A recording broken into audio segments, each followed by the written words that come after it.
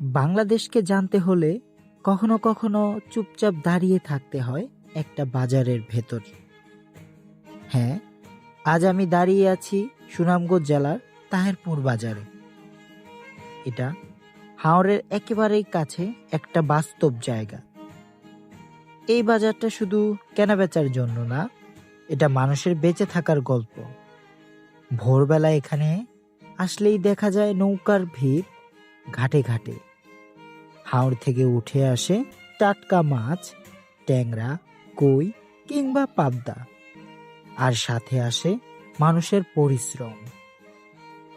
তাহেরপুর বাজার এই এলাকার মানুষের দিনগুলো শুরু করে আর শেষ করে এই বাজারেই।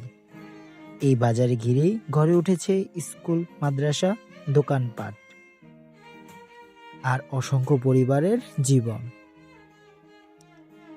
শীতকালে চারপাশে শুধু ধান আর ধান, আর বর্ষাকালে চারপাশে শুধু পানি আর পানি, নৌকার শব্দ। এখানে মানুষ বেশি কথা বলে না, কিন্তু প্রতিটা মুখেই জীবনের ভার আছে। হয়তো এখানে ঝকঝকে আলো নেই, কিন্তু ঘামের দাম আছে, আছে সততা, আর আছে গ্রাম বাংলার আসল বাংলাদেশ। এই হলো তাহেরপুর বাজার, যেখানে জীবন নীরবে চলতে থাকে নিজের মতো করে।